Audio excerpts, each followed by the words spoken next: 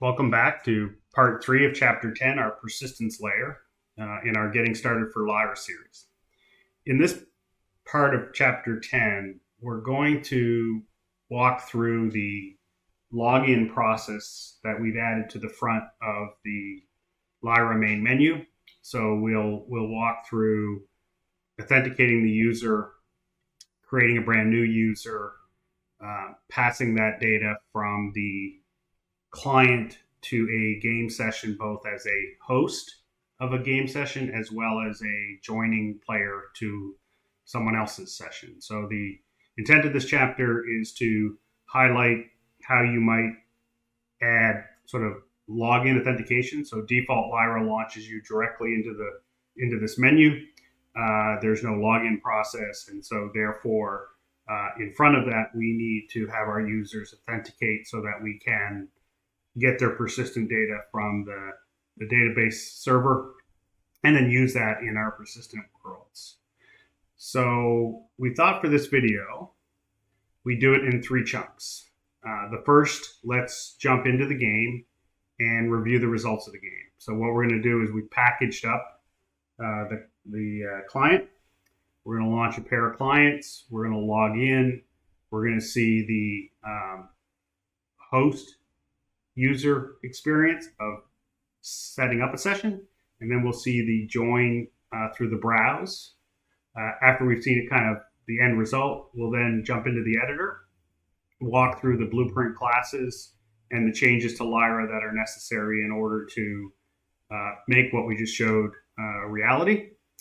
And then finally, we'll go into the C++ code and kind of walk through the major chunks of code that are the foundational elements of this chapter. So, all right, so let's jump into the game. Okay, let's take a look at our process so far to sign into the persistent layer and then pass that from the client menu into an actual game session. So we've lowered the resolution on this video just because we're going to open up. We did a build. We packaged our application.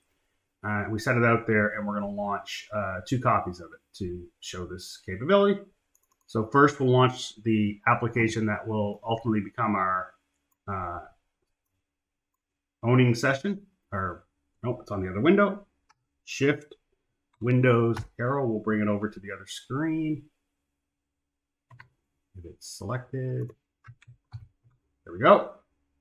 So the first thing you'll notice is that I'm no longer sent to the user menu right out of the gate. In fact, first we have this login window that, and it looks like I've got some shader maps that are firing off error messages there in the corner. The first thing that happens is the login window is presented and gives you an opportunity to log in or register as a new user. So if I click the register button, I'll be prompted to create a new account. Move back, it goes back to the login window. If I attempt to log in with no information, I'm going to get an error message that my email address is invalid. Let's go ahead and put our email in, which is test@test.com. And then if I put in the wrong password, it's going to come back with an invalid password message. So we're going to do our proper password and log in, and then we're brought into the menu. So now the client and the game instance is connected to the persistent data layer. We have a user session ID, and because we're going with a single character per user, we've gone ahead and selected our character as well. This is a case where in the menu structure, you might add a customized character button that'll allow you to customize the character's look and feel before launching into a game. In this case, what we're going to do is hit play. We're going to start a new match, and we're going to turn off bots, and we're going to launch our persistent experience. So this launches our first client into the persistent experience. And the way we were testing to make sure that the data passed through from the client to the server instance is just by showing it on the inventory menu. So if I press I for inventory, you'll see my session GUID and my character modified GUID here in the inventory window. So, all right, so our server is up and running on the server instance. Now let's go ahead and launch the second copy. So now we're going to launch our second copy. And I'll bring that over onto screen once it's launched.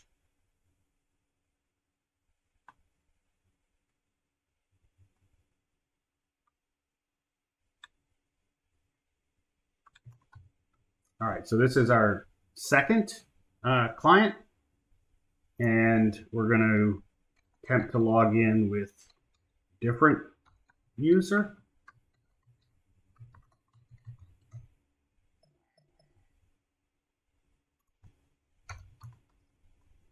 That wouldn't have worked.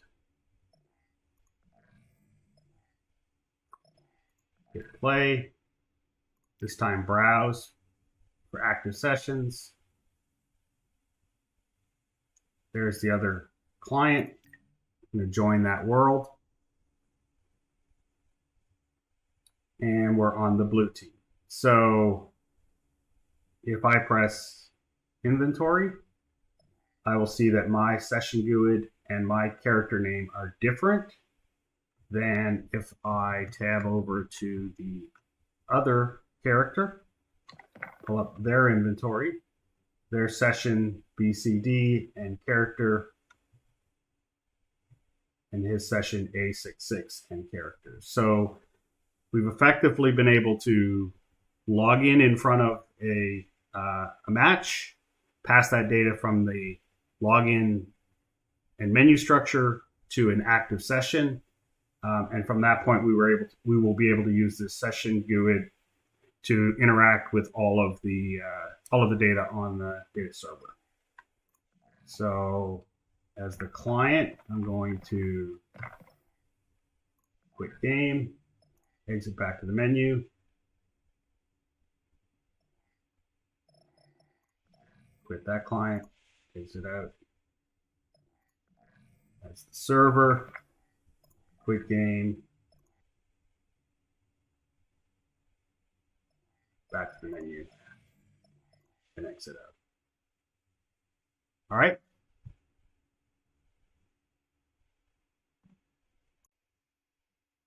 Now let's look at launching into a client and registering for the first time. So assuming I've just downloaded the game, installed it on my computer, get this moved over to the main screen, and I don't have a login or password, so I'm going to go ahead and register. Same thing applies here. If I attempt to register with no information, it's going to tell me my first name, my last name, test3 at test.com. If I don't make the passwords the same, we'll get they don't match. Let's make them the same. We'll register. And we successfully have registered, created our session, and we're in the main menu. If I hit play, start a match,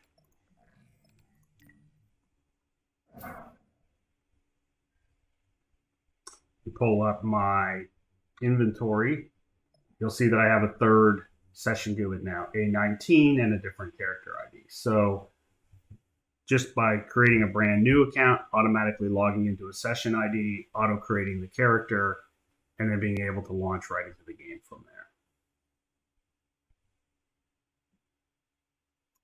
there. Okay, we're back in the editor, and we're going to, we put a resolution back up, so hopefully it's not as blurry anymore. Let's look at the assets involved in this change in the program. So as we, I think said earlier in the let's talk about startup, the Lyra front end is basically a couple of pieces. So there's the front end map, which is what's scrolling in the background behind the menu. There's the Lyra front end experience, which kicks in and sets it up for the front end menu system. And then there's the Lyra component. So there's the map. There is the game experience, which is attached to the map through world settings. And then that experience adds the Lyra front end game state component to the game state. And if you open the component, you'll see that it has two variables. One is the Lyra startup, which is the start button if you're on a console, and the main screen, which immediately launches you into the Lyra front end. So our first step is to replace the Lyra front end here with our login widget. Now, our design is to not modify the Lyra project, but rather work in plugins so that we can take upgrades of the Lyra project if and when they are released. And so rather than simply changing this to login, which would have been really easy, instead what we end up having to do is basically copy all three of these assets into our folder and then modify them. So in our Shooter Core Plus, which is where we have most of our modified objects from the Lyra game, we ended up with let's go to the map first. We have the map, which is an exact copy of the Lyra front end map. So it's completely the same. It's just a duplicate. We can modify it now since it's our own asset and we can make changes. Its world settings.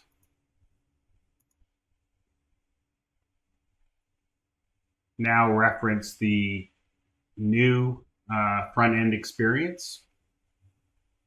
And if we navigate to that,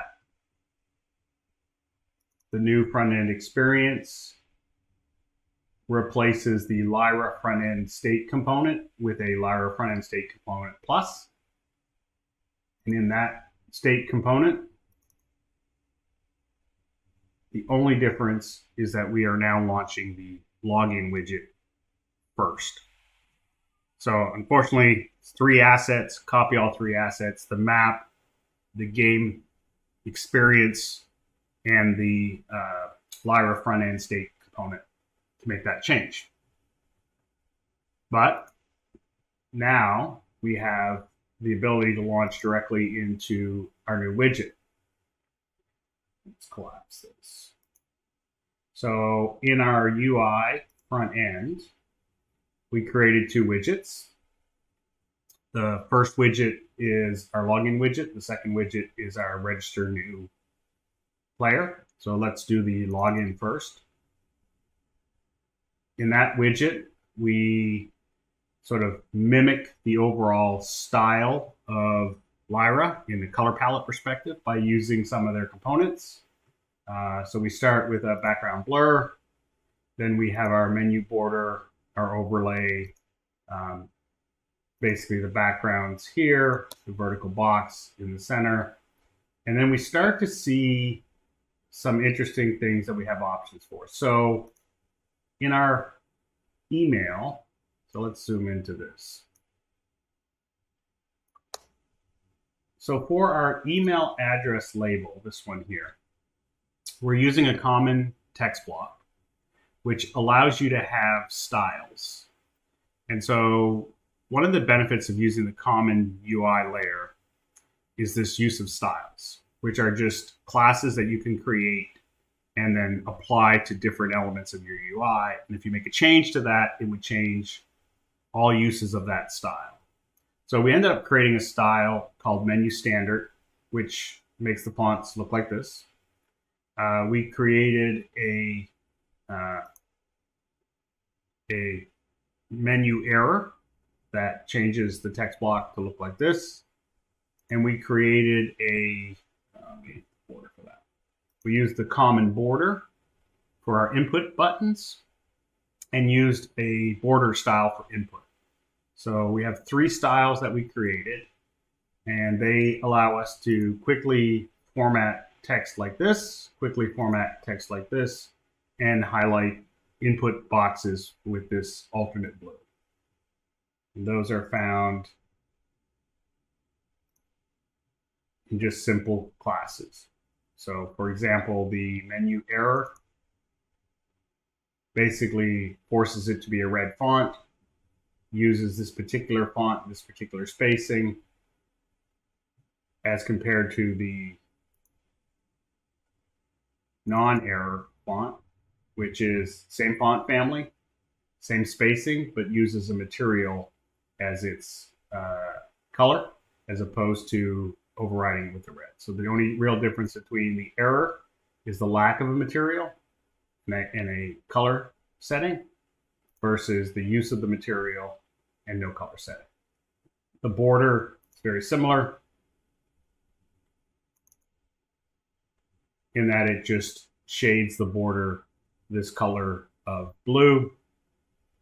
And if I made changes to this, it would affect all uses of that style throughout the UI. So a little bit about using the style and the common UI to help make your UIs more consistent. And then we have our buttons at the bottom for exit, login, or register, and those are simply Lyra. Stretch this out for you. Those are simply just Lyra menu buttons, and they have all the interactive capabilities that we need with that. And they allow us, almost got there. They allow us on click to perform our actions. So let's take a look at, so that's how we formatted the view. Let's go look at the graph. So in the graph, quickly go down the actual events. So on activate, we basically hide the message, the error message, in case it's visible. And we play our on activate animation. So back in the designer, we have 3 animations that we set up: on activate, on show error, and on hide error. And show error, I'll zoom this in here for you, basically just runs an animation on that particular element, the error message element, which is right here. So it takes the error message element and it varies the opacity or the alpha across time. So when you play that animation, you'll see it blink, blink, blink, and then stay solid. So because the animation ends on a solid, the text stays solid until you call the hide, which then fades it from solid red to invisible. So those animations are key in how we sort of drive some of the UI interactivity.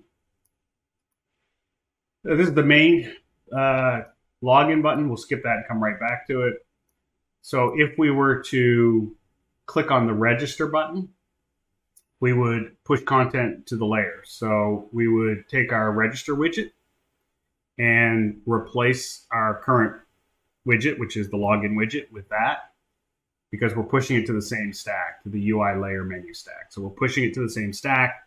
Therefore, it would replace this widget with the register widget.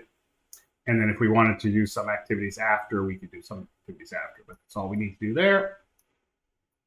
If you attempt to close on the login window, you haven't logged in, so we'll just exit the application. So what we do is we show a confirmation box, whether or not you want to exit. If you say you do, we simply quit the game. And then should the window be deactivated, we'll pop it off the layer stack. So that kind of leads us to the main button, which is the login button. Now we've also created 4 functions. Very simply, the get values just hides some of the complexities of taking the element on the screen, getting its text box, converting it to string, and then passing it back out. So this is just a pure function that hides some of these complexities on the event graph. The show and hide error message are also quite simple. They take whatever error message we want to be displayed, set the text on the error message UI element and then run the animation to make it appear and blink. Hide is exactly what you expect, blanks out the error message and then plays the hide animation. We did create a small validation routine. So this routine can be expanded to be as complicated as you want, but it is a pre-validation before you ever call the API structure. So if it's a scenario where you've got you want user characters to be a certain length, you want passwords to be of a certain style, you can block all of that here by running it in the initial validation routine. For now, all we're doing is checking that the email address at least has an ampersand in it, and that we're checking that the password and the user ID are both at least 3 characters long, or 4 characters as they're greater than, and then we'll return either the message failures in each of these scenarios, or if we pass all those conditions, we'll pass out the past.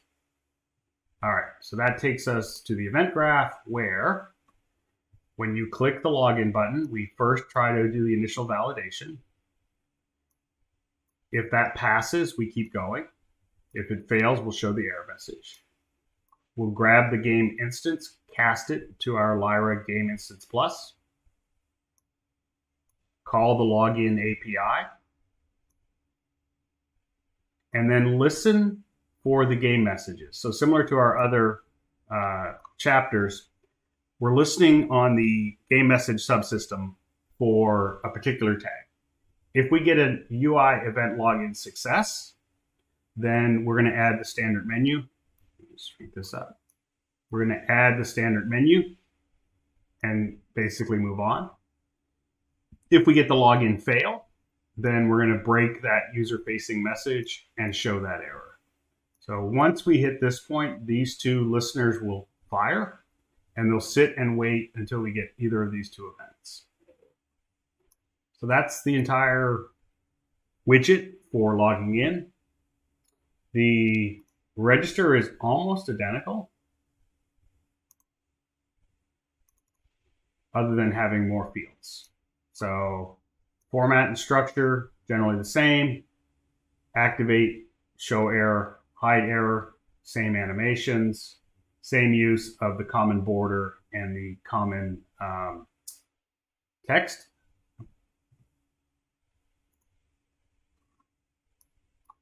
Graphs are largely the same. We do our activation, we play our animation to show the widget.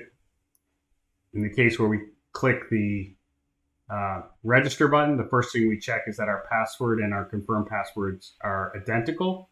And this triple equal is a literal identical. So it is looking for them to be 100% completely the same text string. If that's false, then we can tell you that the passwords don't match. We don't even need to call the server. We just do that right on the client. If we pass our test, then we do our initial validations. Again, on the client, we're checking our email address, password, first and last name for whatever we've set inside this function. If that comes out true, we once again get the game instance, and this time we call register. Similar to the other one, we're waiting on our register success or our register failure.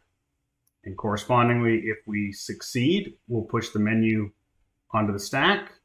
And if we fail, we'll break that payload and show the error message. So that basically means that if I were to come in here and play,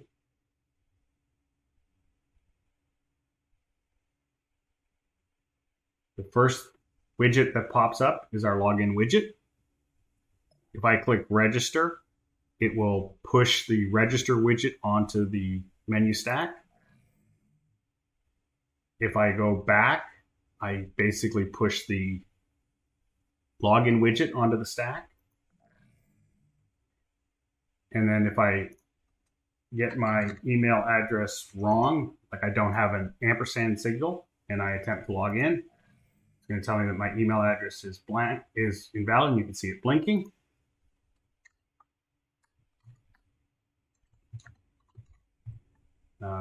If I put in the wrong password, It will pass our validation tests. It will call the API, but the API will return a failure because the password is wrong. So our password was invalid.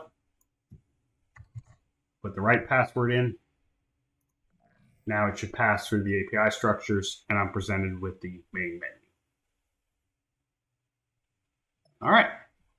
Now let's transition out of the editor and start talking about the C++ code behind the scenes. So before we show the C++ code, it's important to get this visual in your head. We're going to be calling the APIs in sort of a sequence. And there's two sequences or two paths through those APIs that we're calling on the startup. The first is a new register, right? So if I'm a brand new user, the first thing I have to do is register, create an account. Then once I validate that the account is created, I can go ahead and log in and create a user session. I can create my character and I can select my character. So we're going to actually call all four of those APIs whenever a user registers, because as soon as they're registered and we get a response back positively from the database server, we can, on behalf of the player, log them right in. They don't need to key in their username and password again. Since we have only a single character, we're going to go ahead and fire off the create character API so that we have a one-to-one relationship between the user and the character.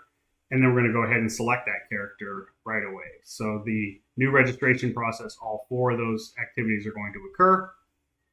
Obviously, on a returning user, we don't need to register.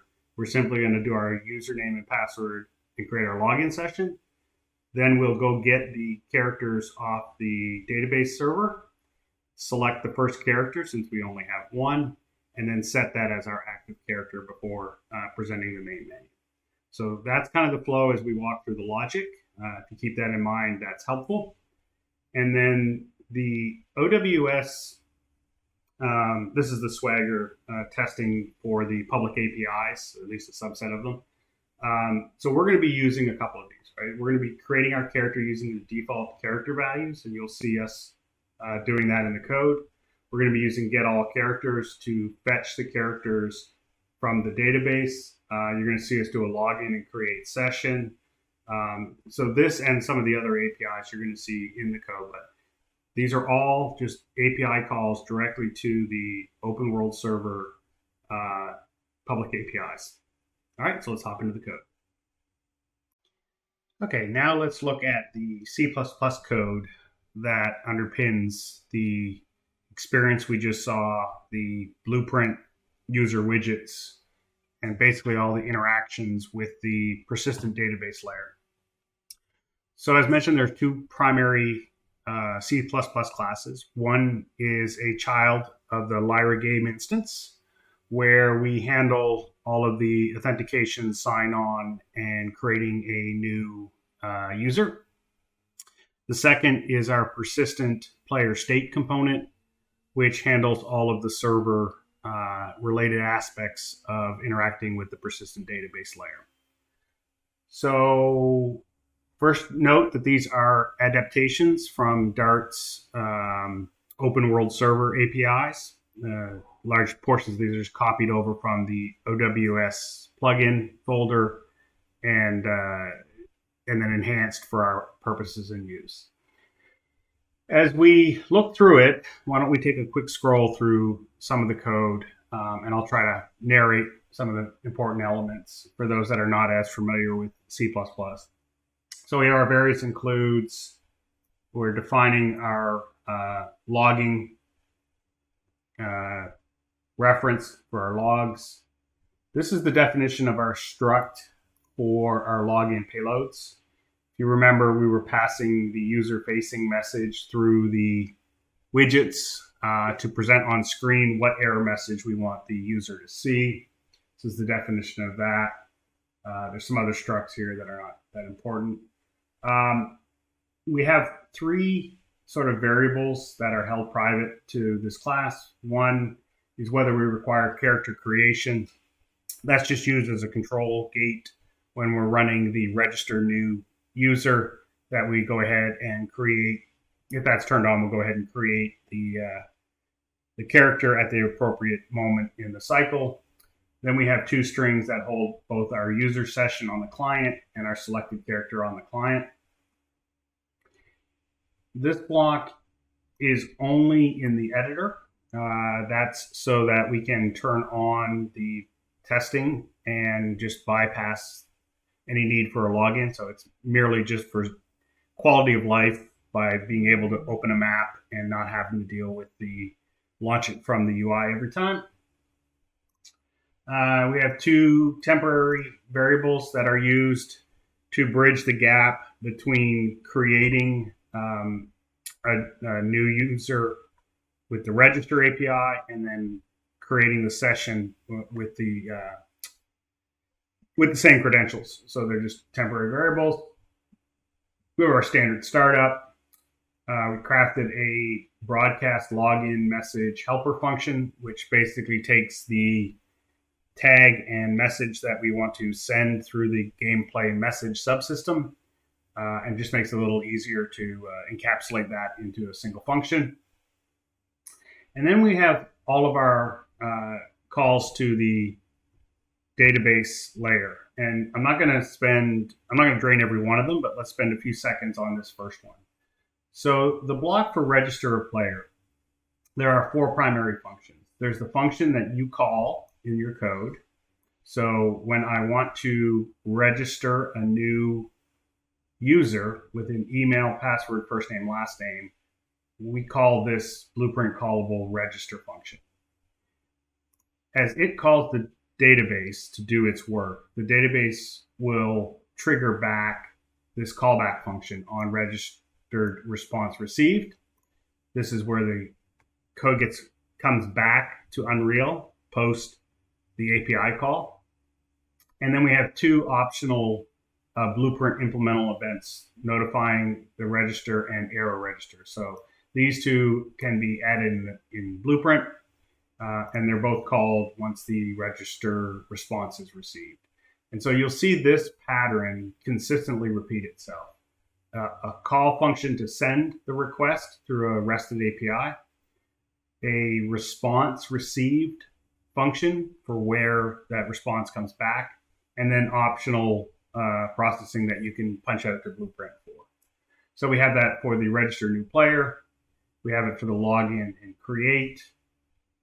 For the create character, we skipped the optional blueprints. We're just simply doing the call and the response. We have a get character API, so we do a call and get a response. We set the active character, again, a call and a response. Same thing for getting the user session and setting the character. There is another block for external login providers. This would be your Steams, your Epic Online services, anywhere where you're not having the user log in with a bespoke username and password.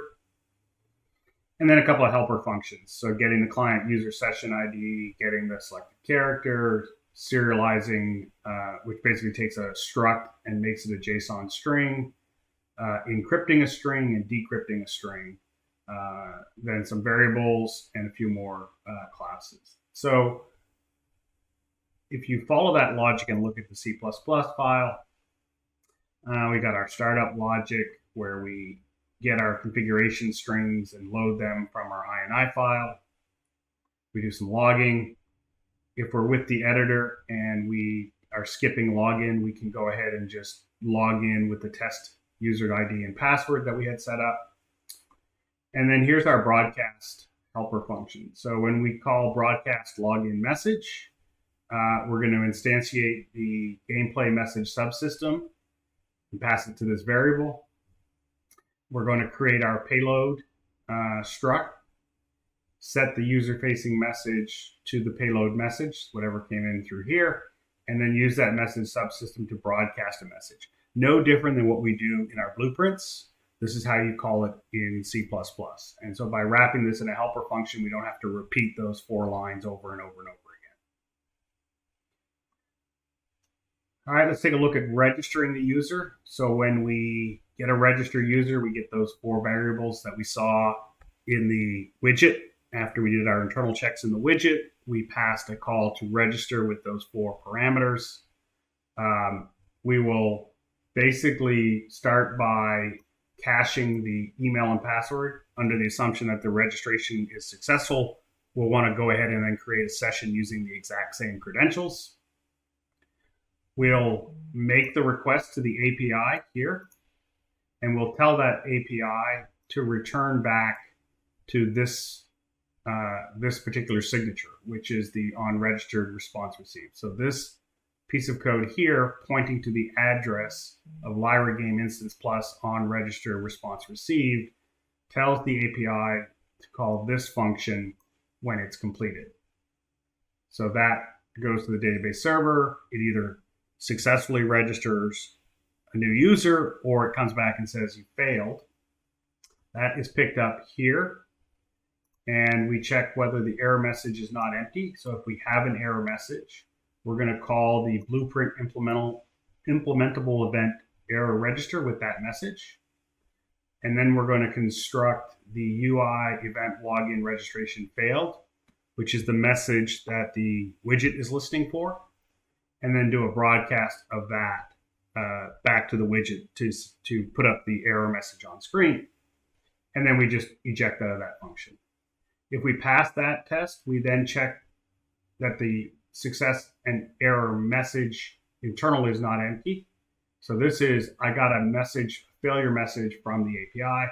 This is the API executed properly, but the message came back as invalid. So we do the exact same thing. We send the error message, we make our payload, and we broadcast our message.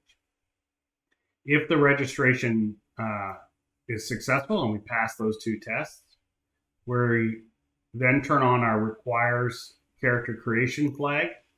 So we cached our internal email and password up front so that we could create a session with that. We're now saying, okay, we've passed this point, so go ahead and request that we'll create a character for this session. We'll notify the blueprint implementable event, and then we'll automatically call login and create session with the username and password that we cached above. And then I just blank them out for debugging purposes. So this then triggers the next API call. So upon success of creating a new user, we immediately execute a create login and create session, which is this block. Doing a very similar logic, we send the API, we tell it where to come back to. It comes back here. We test our error conditions. If we pass both our error conditions, we have an active user session. So we're going to assign that to our client user session.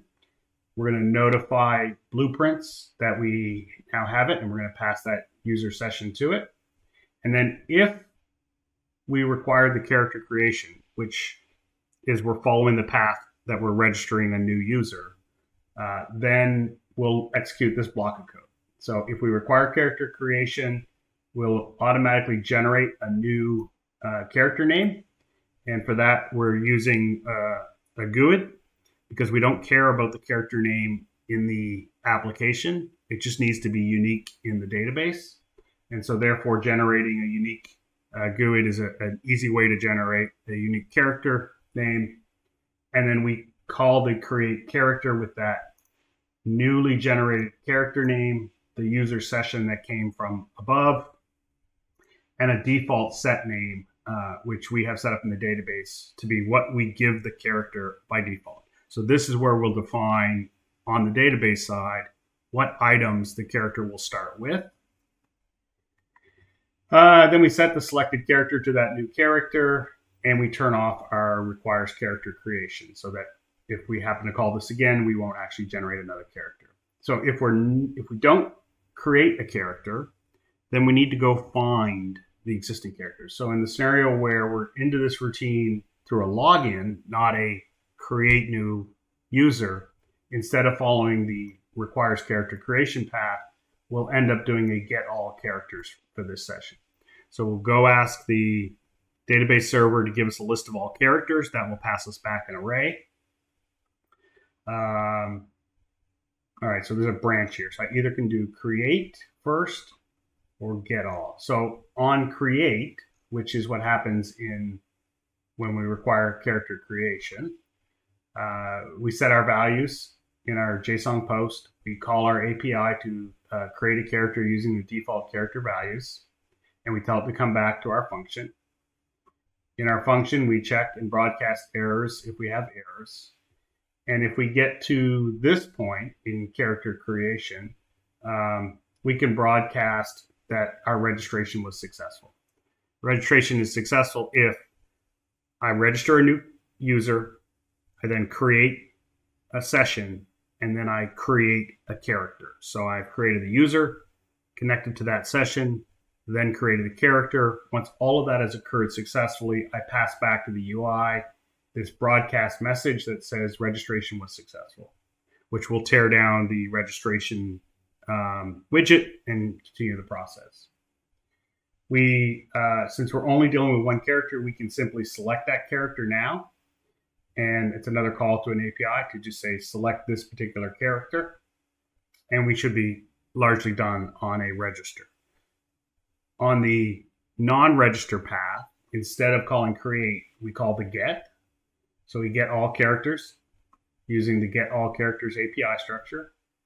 We do a callback between that function and this function. We then define an array of user character struct, and then use this object converter of a JSON array string to basically convert by passing this address here and the context string coming back from the API. We can convert all the characters that came back in the array into this array. All right, we check that the array is not empty. If it's not empty, then we just go ahead and grab the first character, because again, we only have one character in our design, so therefore we can just grab the first one. We're not going to have multiple characters. If you did, that's where you would have more logic around allowing the player to pick their characters. And we select the character no different than we did on the creation process, except now we're passing the first entry in from the array. If, on the other hand, the array came back empty, then we would basically broadcast the error that there are no characters. So this is an unexpected error. It probably shouldn't happen, but better safe than sorry. And the create selected character is the same logic, just goes through, does an API call, comes back, broadcasts either success or failure. All right, so that's the game instance, which, if you remember from the earlier in the video, when we go through the exercise of either logging in and or registering a new user, we're going to run through the logic that we just talked through. At the end of that, we have the most important aspect. So we have two variables here that are completed and filled in on the game instance. And we can now work in the menu to click on start match or join match. When that character gets spawned into the match, it will, via the game experience, add the player state component, and we pick up the process in the player state component. So I'm not going to run through the player state component in as depth as we just did, because much of these function calls are identical in that they have a call to the API, they have a callback function, and then they process through it. I will point out a couple of different things. In this case, we're showing some delegates. So these delegates are largely for replacing the blueprint implementable events with being able to have somewhere else in the system hook into those delegates. So there's a bunch of those defined. We have a helper functions to get our active sessions. We are using the nomenclature active user session versus client so that we don't make a mistake. We always want to be dealing with the active user session, which is the server authoritative one. We have our functions, our calls, and our callbacks. Calls, callbacks, delegates, calls, callbacks, etc. So that pattern repeats itself through all of these functions, where you have a call that you make, a callback that returns, So remove character is what you call. On removed is what gets called back from the API structure.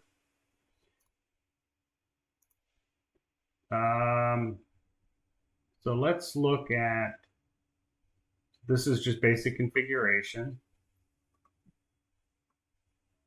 This is initializing the API. So here's the only sort of unique aspect and how, let me go one more, and how we transfer the data from the client to the server.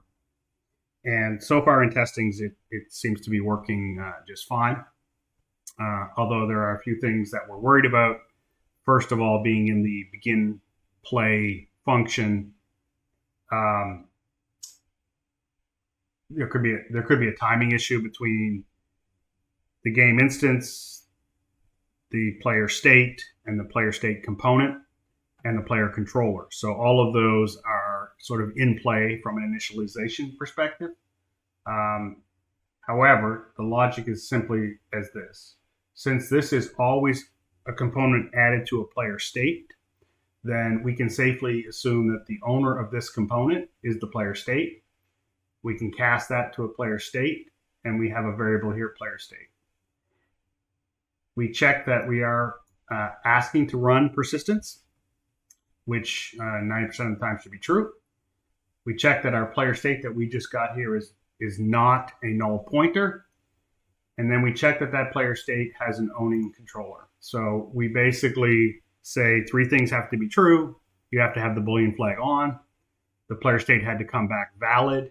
And then that player state has to have a valid owning controller.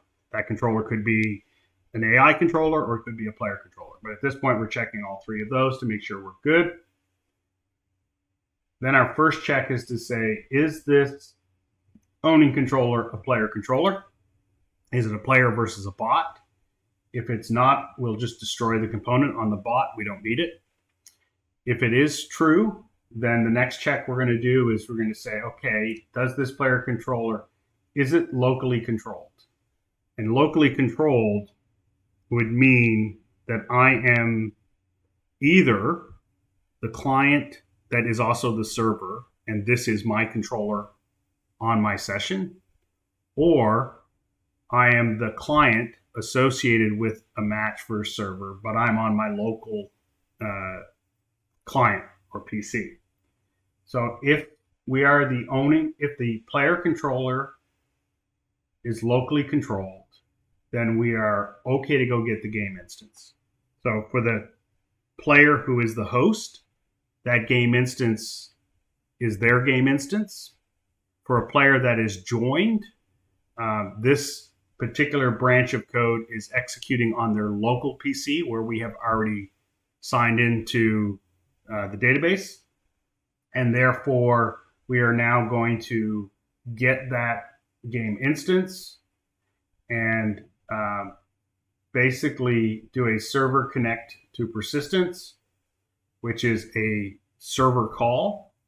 And we're going to pass it the client user session GUID and the client selected character GUID.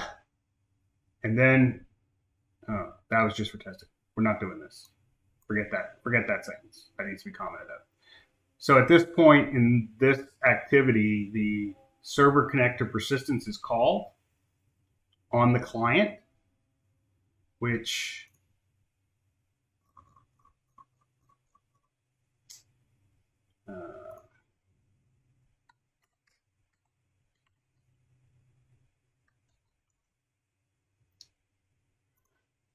is a server function that's executed reliably with validation.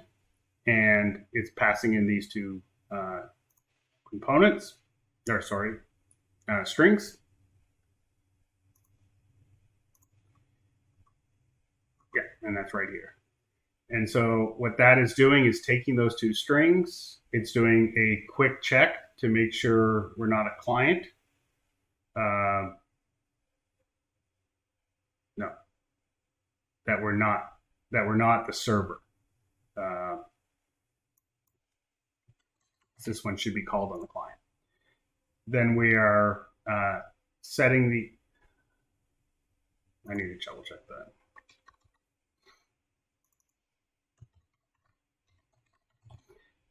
we're setting our two active values here, and then telling it to just logging out a message. And our validation routine would be here if we had a validation routine beyond just passing true. So once that is complete, we have passed the session ID and the selected character from the game instance into the player state component on the server. And from that point, the rest of the functions are checking. So here the server is going to log in and create a session. So we are checking here that we're properly authorized. We then run our routine. We get our login creation. Same with creating a character, etc., etc. So each of these functions then follow the same pattern of, try to find a good one. Basically follow that same pattern of calling APIs and then executing that code. So we'll probably stop there because we've got to work through now pulling the inventory data down, formatting it into the right fragments and item definitions. But at this point, we have enabled login capabilities. We created our session. We passed our session to an active game. And then we're able to differentiate the different players in that game, and they're interacting with their corresponding inventories on the persistence data layer. All right. Thanks a lot.